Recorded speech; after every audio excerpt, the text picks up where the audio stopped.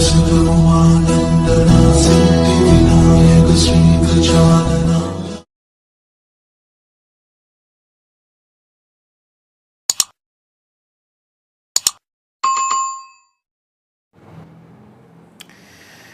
जय हिंद, जय भारत। दोस्तों नमस्कार, स्वागत है आपका एक बार फिर से आपके अपने चैनल स्काई स्पीक्स पर।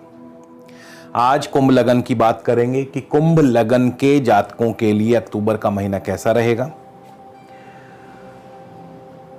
तो सबसे पहले जानते हैं ग्रहों की चाल के बारे में। राहु आपके चौथे भाव में है, वृषभ राशि में है राहु।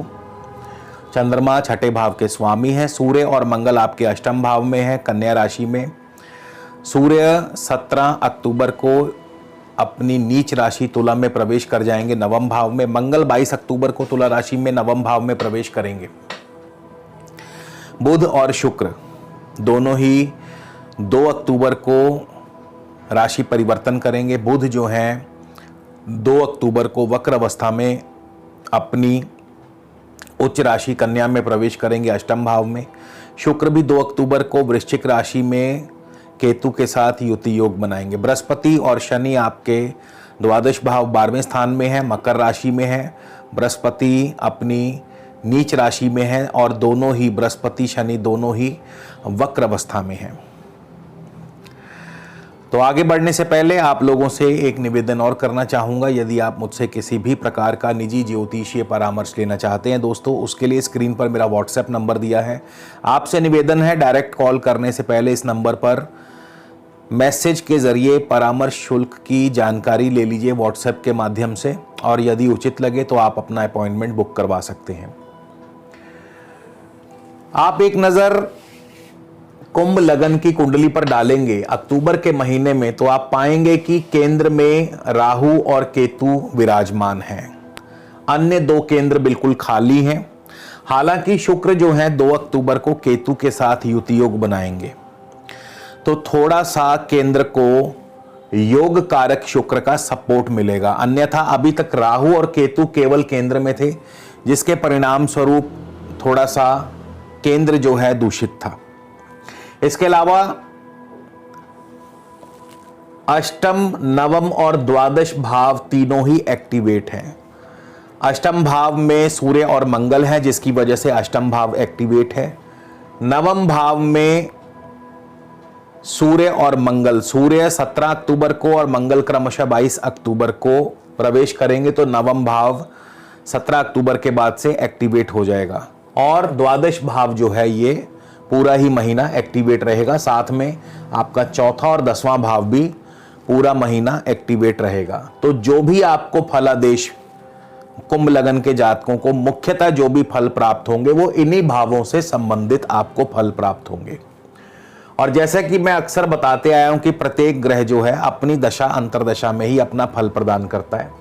तो सबसे पहले हम शुरुआत करेंगे लगन के स्वामी शनिदेव से। तो जिनको भी शनि की दशा अंतरदशा चल रही है, हालांकि ये फल मैं आपको पिछले सितंबर के माह में भी बता चुका हूं, उससे पहले भी बता चुका हूं, क्योंकि शनि की अभी ना तो राशि से स्थिति चेंज हुई है और ना ही नक्षत्रा से उसकी स्थिति चेंज हुई है। शनि वक्र अवस्था में चल रहे हैं पिछले कई महीनों से, 4-5 महीनों से वक्र अवस्था में चल रहे हैं। और शनि मकर राशि में है, शनि श्रवण नक्षत्रा में है, और इस साल के अंत तक जो है शनि देव श्रवण नक्षत्रा में ही संचार करेंगे। तो लगभग वही एक जैसा फल प्राप्त होगा जिनको शनि की दशा शुरू हुई है या चल रही है या शुरू होने वाली है, तो उनके लिए शनिदेव कैसा और क्या फल प्रदान करेंगे। देखिए, लग्नेश जब भी अपने से 12वें स्थान में जाएगा तो हमेशा लगन की हानि करेगा। लगन क्या है? हमारा सेहत है, हमारा स्वास्थ्य है। और इस समय तो शनि वक्र अवस्था में, वक्री का अर्थ है कि शनि अभी लंबे समय तक 12वें स्थान में मकर राशि में रहेंगे, क्योंकि जब भी कोई ग्रह वक्री होता है तो उसकी चाल धीमी हो जाती है और वो लंबे समय तक एक राशि में संचार करता है। तो शनि जो है वक्री हैं, 12वें स्थान में है, यानी कि अपने से 12वें, लगन से 12वें। हालांकि शनि मकर के भी स्वामी हैं, लेकिन अगर हम सेहत व स्वास्थ्य की बात करें तो अष्टम में सूर्य और मंगल हैं। सूर्य जो है सेहत के कारक ग्रह माने गए हैं। शनि लग्नेश है, अपने से 12वें हैं, तो सेहत और स्वास्थ्य का आपको विशेष ध्यान रखना होगा। खर्च बढ़ेंगे, 12वां स्थान खर्चों का है, निवेश बढ़ेगा, ओवर एक्सपेंसेस होंगे। और इसके अलावा अभी जो भी व्यक्ति, जो भी लोग विदेशी व्यापार करते हैं या विदेशी व्यापार से संबंध रखते हैं, जैसे कि इंपोर्ट एक्सपोर्ट का यदि आप कारोबार करते हैं, तो अभी उसमें भी आपको डिले प्राप्त होगा, विलंब होंगे, कार्यों में अभी सफलता नहीं मिल पाएगी, क्योंकि शनि वक्री हैं और 11 अक्टूबर तक शनि वक्र रहेंगे। 11 अक्टूबर के बाद चीजों में धीरे धीरे सुधार आना शुरू होगा, शनि जब मार्गी होंगे। शनि श्रवण नक्षत्र में है, चंद्रमा के नक्षत्र में है, चंद्रमा छठे भाव में है। अब 6 और 12 का ये कॉम्बिनेशन जो है ये बहुत बढ़िया नहीं माना जाता। छठा और 12वां भाव मिलकर के दाम्पत्य जीवन में कलह पैदा करता है। छठा और 12वां भाव मिलकर के आपके सेहत और स्वास्थ्य को नुकसान पहुंचाता है, जिसकी वजह से आपको डॉक्टर्स के चक्कर लगाने पड़ते हैं।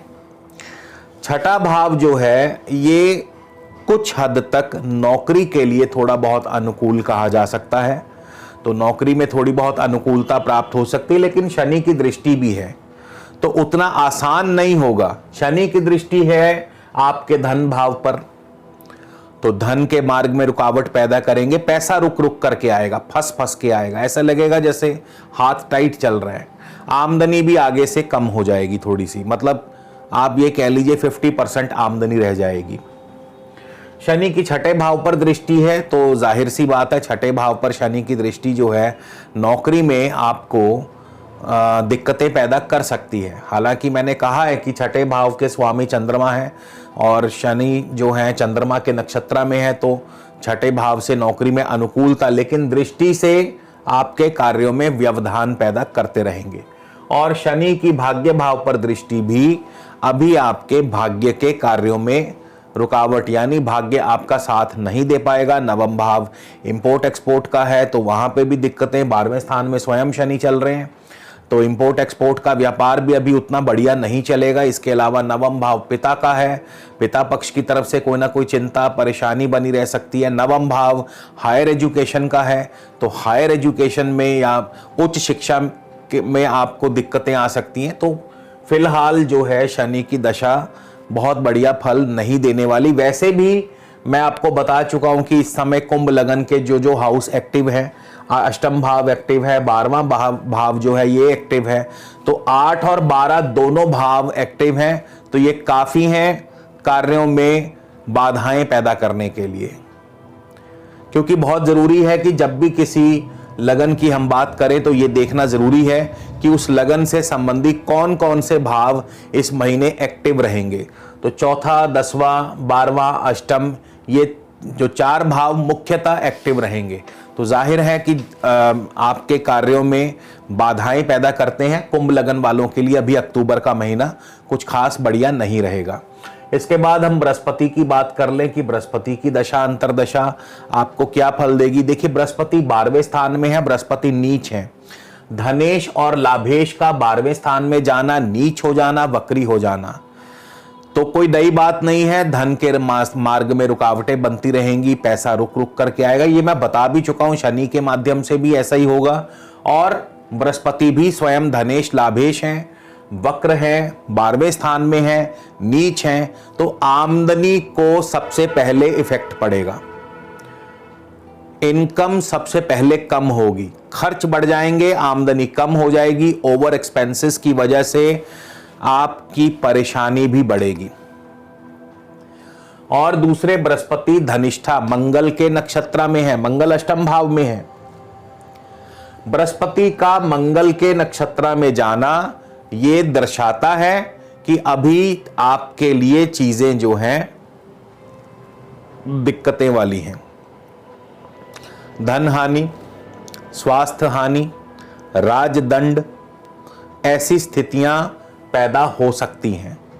कलह कलेश, किसी से धोखा मिल सकता है।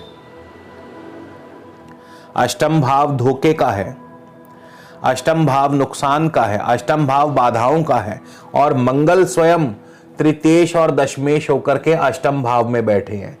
तो तृतीयेश का अष्टम भाव में जाना किसी निकट बंधु से धोखे की संभावना को पैदा करता है, चोट आदि की संभावना पैदा करता है यात्रा में, क्योंकि जो तृतीय भाव है ये यात्रा का है। और दशम भाव जो है यह कारोबार का है, व्यवसाय का है, इसीलिए धन हानि। और सूर्य के साथ बैठा है। बृहस्पति की चौथे भाव पर दृष्टि है, जहां पे राहु विराजमान है। बृहस्पति की चौथे भाव पर दृष्टि, आपको अभी पढ़ाई में आपका मन नहीं लगेगा, विद्या में आपका मन जो है विचलित होता रहेगा, जमीन जायदाद संबंधी कार्यों में रुकावटें पैदा होंगी। बृहस्पति की छठे भाव पर दृष्टि रहेगी, नीच दृष्टि की वजह से छठा भाव जो है आपका, ये आपका नौकरी से संबंध रखता है, नौकरी में दिक्कतें। फिर बृहस्पति की अष्टम स्थान पर दृष्टि, अष्टम भाव पर दृष्टि जो है बृहस्पति की और भी ज्यादा आपके लिए चुनौतियां पैदा करेगी। तो बृहस्पति की दशा अंतरदशा शुभ नहीं है, ना ही शनि ना ही बृहस्पति, दोनों वक्री हैं, दोनों 12वें स्थान में हैं और 12वां स्थान नुकसान का, हानि का, व्यय का और खर्चों का है। तो दोनों ही अशुभ स्थान में बैठे हैं और इस समय नक्षत्रों के अनुसार भी दोनों की स्थिति बहुत ज्यादा बढ़िया नहीं है। तो जिनको भी बृहस्पति और शनि की दशा अंतरदशा चल रही है उनके लिए अभी समय थोड़ा सा चुनौतियों भरा रहेगा। राहु चौथे भाव में है, बृहस्पति से दृष्ट हैं, तो जाहिर सी बात है राहु की दशा अंतरदशा में भी चौथे भाव से संबंधित आपको दिक्कतें आ सकती हैं। चौथा भाव किसका है? चौथा भाव है एजुकेशन का, एकेडमिक क्वालिफिकेशन का, तो पढ़ाई में मन नहीं लगेगा।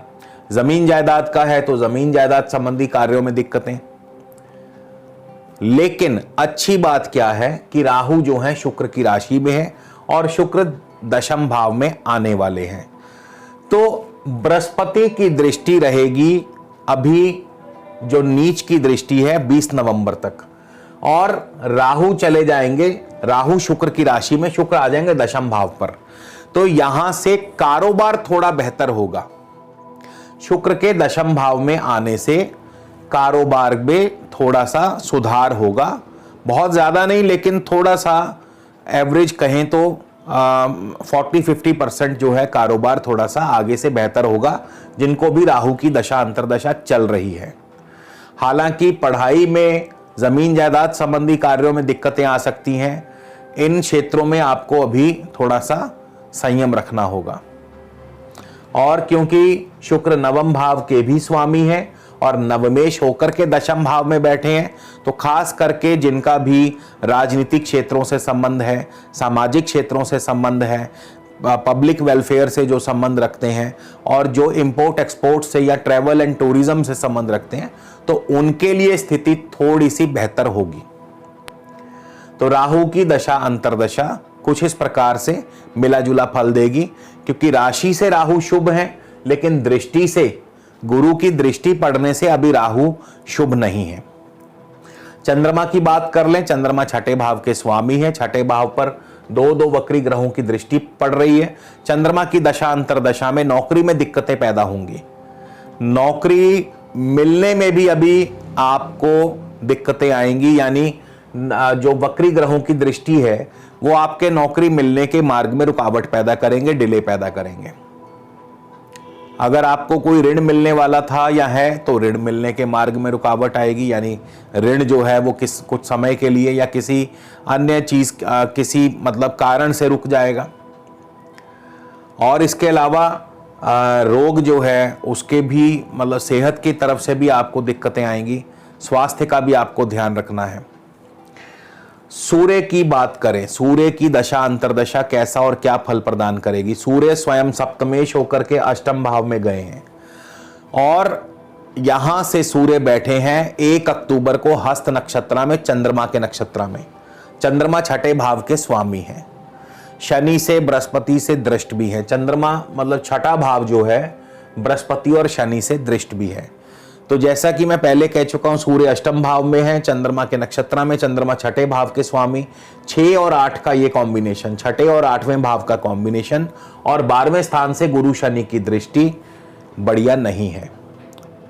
देखिए, कुंभ लगन वालों के लिए ये महीना बहुत ज़्यादा बढ़िया नहीं है। उसका कारण मैं पहले ही बता चुका हूं कि आपका अष्टम भाव और द्वादश भाव पूरी तरह से एक्टिवेट है। तो यहाँ पे भी सरकारी कार्यों में विघ्न पैदा होंगे। कोई सरकारी अफसर आपसे नाराज़ हो सकता है। सरकार के माध्यम से आपको नुकसान या कोई ना कोई दंड आदि लग सकता है, कर आदि के रूप में।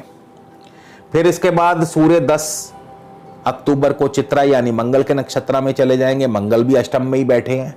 अभी मंगल भी 22 अक्टूबर तक अष्टम भाव में रहेंगे। मंगल तृतीयेश हैं, दशमेश हैं। ना तो कारोबार बढ़िया रहेगा और किसी निकट भाई बंधु से अनबन भी करा सकते हैं। चोट आदि की संभावना, ऑपरेशन की संभावना, क्योंकि यदि सेहत खराब होगी और अष्टम और द्वादश भाव जब भी एक्टिवेट होते हैं तो चोट, दुर्घटना, हॉस्पिटलाइजेशन या फिर कोई लंबी चली आ रही बीमारी, उसके लिए ऑपरेट करवाना पड़ सकता है। इसके बाद 24 तारीख को सूर्य चले जाएंगे स्वाति यानी राहु के नक्षत्र में, और सूर्य राहु की परस्पर शत्रुता सबको मालूम है। राहु हैं जो सूर्य को ग्रहण भी लगाते हैं। तो चौथे भाव में कहीं ना कहीं मानसिक शांति को भंग करते हैं, जमीन जायदाद संबंधी कार्यों में रुकावट पैदा करते हैं। राहु पर गुरु की अशुभ दृष्टि है, नीच दृष्टि है, तो अचानक से एकाएक से खर्च बढ़ा देंगे आपके। अचानक से अनावश्यक खर्च आपको तंग करेंगे, परेशान करेंगे। तो कुल मिलाकर के सूर्य की दशा अंतर्दशा बहुत अधिक शुभ फल नहीं दे पाएगी। मंगल भी अष्टम भाव में है, मंगल की दशा अंतर्दशा। मंगल भी 1 अक्टूबर को हस्त यानी चंद्रमा के ही नक्षत्र में होंगे। तो वही सब फल जो आपको अभी मैंने बताए, सूर्य के बारे में बताए, चंद्रमा के बारे में बताए। तो मंगल भी क्योंकि चंद्रमा के नक्षत्र में है, चंद्रमा षष्ठेश हैं, छठे भाव पर गुरु शनि की दृष्टि है, नौकरी में दिक्कतें पैदा करते हैं, ऋण मिलने के मार्ग में रुकावट पैदा करते हैं, शत्रु परेशान कर सकते हैं, रोग से आपको जो है परेशानी हो सकती है, चोट दुर्घटना आदि का भय बना रहेगा। फिर मंगल भी 11 तारीख को 11 अक्टूबर को स्वयं अपने यानी चित्रा नक्षत्र में आ जाएंगे। अब मंगल स्वयं अपने नक्षत्र में है और मंगल स्वयं अष्टम भाव में बैठे हैं। तो आप सोच सकते हैं कि क्या हो सकता है। चोट आदि से बच करके रहें, गुस्से पर काबू रखें, वाद विवाद से दूर रहें, कलह कलेश से दूर रहें, और इसके अलावा स्वास्थ्य का ध्यान रखें। तो इन सब चीज़ों से आपको बच करके रहना है, क्योंकि अष्टम भाव में मंगल, और मंगल अपने क्रोध के लिए जाने जाते हैं। मंगल आक्रामक हैं, क्रूर हैं, अग्नि स्वभाव हैं। तो अष्टम भाव में मंगल आपको ज़रूरत से ज़्यादा हाइपर कर सकते हैं। तो इन चीज़ों से आपको बचना है, गुस्से पर काबू रखना है। अब हम बात करेंगे बुध और शुक्र की। पहले बुध की बात कर ली जाए। बुध आपके जो है पंचमेश और अष्टमेश हैं। बुध वापस अष्टम भाव में आ रहे हैं। अब देखिए, यहां पे भले ही बुध अपनी उच्च राशि में आ रहे हैं, भले ही बुध स्वराशि में आ रहे हैं, लेकिन ये देखना बहुत जरूरी है कि बुध वापसी कहां कर रहे हैं। बुध वापसी कर रहे हैं अष्टम भाव में, जो कि शुभ नहीं है। और नक्षत्र से भी बुध जो हैं 1 अक्टूबर को चित्रा मंगल के नक्षत्र में होंगे, और बुध स्वयं अष्टम भाव में, बुध स्वयं मंगल के नक्षत्र में। तो यहां पे कारोबार में नुकसान की स्थिति, संतान पक्ष की तरफ से चिंता, शेयर मार्केट क्योंकि पंचमेश होकर के अष्टम में गए हैं, हालांकि अपनी राशि में है लेकिन वक्री भी हैं, मत भूलिए, रेट्रो है, और मंगल के नक्षत्र में, मंगल भी अष्टम में है। तो पंचम स्थान संतान का, संतान पक्ष की तरफ से चिंता, लव लाइफ में अनबन, पंचम स्थान प्रेम संबंधों का, लव लाइफ में दिक्कतें, पंचम स्थान शेयर मार्केट का, शेयर मार्केट में नुकसान, पंचम स्थान जो है आर्ट्स, कला, कल्चर, लाइजनिंग, इन सब चीज़ों से जुड़ा है। तो इन क्षेत्रों में अभी आपके लिए चुनौतियां पैदा करेंगे। मंगल के नक्षत्र में है तो जैसा कि मैंने बताया, मंगल अष्टम भाव में है। चोट, दुर्घटना, धन हानि, स्वास्थ्य हानि, ऐसी स्थितियां पैदा करेंगे, चुनौतियां पैदा करेंगे, कठिन परिस्थितियां पैदा करेंगे। और मंगल की दृष्टि कहां कहां है? मंगल की दृष्टि जो है आपके लाभ स्थान पर है और धन भाव पर है। तो मंगल की दृष्टि लाभ स्थान और धन भाव पर, यानी धन और लाभ का नुकसान करती है। बुध 9 अक्टूबर को चले जाएंगे हस्त नक्षत्र में, चंद्रमा के नक्षत्र में। बुध स्वयं अष्टम भाव में है, अष्टमेश होकर के चंद्रमा के नक्षत्र में। चंद्रमा छठे भाव के स्वामी है। अब यहां पे भी कोई बहुत स्थिति में सुधार नहीं हो पाएगा क्योंकि छठे भाव पर गुरु शनि की दृष्टि है। हालांकि दोनों मार्गी हो चुके होंगे, नहीं 9 अक्टूबर को जाएंगे तो अभी शनि और बृहस्पति दोनों वक्री ही रहेंगे। 11 अक्टूबर को शनि मार्गी होंगे, 18 को गुरु मार्गी होंगे। तो क्या होगा, अभी भी आपके कार्यों में विलंब पैदा होता रहेगा। केतु की दशा अंतरदशा क्या फल देगी? अगर सही मायने में देखा जाए तो केतु कुछ राहत देते हुए नजर आते हैं। ऐसा इसलिए कि केतु एक तो दशम भाव में है और बहुत जल्द 2 अक्टूबर को शुक्र के साथ युति योग बनाएंगे। शुक्र जो है योगकारी है। अब देखिए यहां पे दोनों ही राहु और केतु केंद्र में है और राहु शुक्र की राशि में है। तो जैसा कि मैंने बताया कि शुक्र की राशि में होने से कारोबार में थोड़ी राहत देते हैं, लेकिन क्योंकि राहु पर गुरु की दृष्टि थी तो उतना लाभ नहीं मिल पाएगा। पर यहां केतु के मामले में स्थिति बिल्कुल विभिन्न होगी। केतु जो है जब शुक्र इनके साथ युति योग बनाएंगे तो कारोबार अच्छा चलेगा। केतु की दशा अंतरदशा में शुक्र के साथ युति योग होने से, चूंकि शुक्र योगकारी हैं कुंभ लगन के लिए, तो कारोबार अच्छा चलेगा, मान प्रतिष्ठा की वृद्धि होगी और जमीन जायदाद से भी फायदा होगा, पढ़ाई में भी अव्वल रहेंगे। तो यहां पे केतु की दशा अंतरदशा राहत देती हुई प्रतीत होती है। हालांकि केतु भी मंगल की राशि में है, लेकिन कंजंक्शन का प्रभाव पहले मिलता है। युति का प्रभाव जो है छाया ग्रह की, जब भी छाया ग्रहों के साथ कोई ग्रह युति में हो तो युति का प्रभाव जो है पहले मिलता है।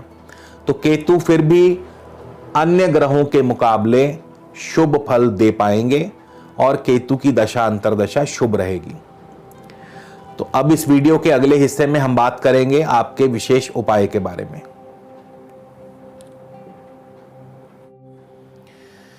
तो चलिए दोस्तों, सबसे पहले जानते हैं इस महीने कुंभ लगन के जातकों के लिए सबसे शुभ रंग। आपके लिए शुभ रंग बनता है सफेद और शुभ वार सबसे रहेगा शुक्रवार का, यानी इस महीने सफेद रंग का ज्यादा से ज्यादा प्रयोग आपके लिए शुभ रहेगा और शुक्रवार के दिन आपके लिए शुभ रहेंगे कोई भी कार्य करने के लिए, खास करके व्यापारिक कार्य करने के लिए।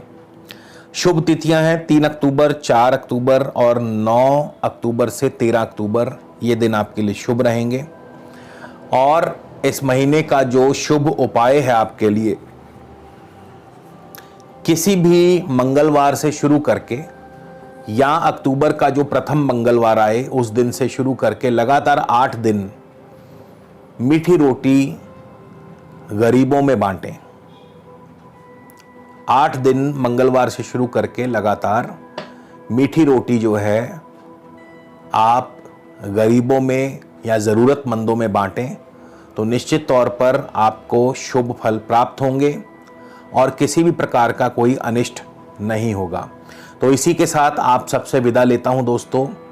अगले वीडियो में आपसे फिर मुलाकात होगी। तब तक के लिए नमस्कार, जय हिंद, जय भारत।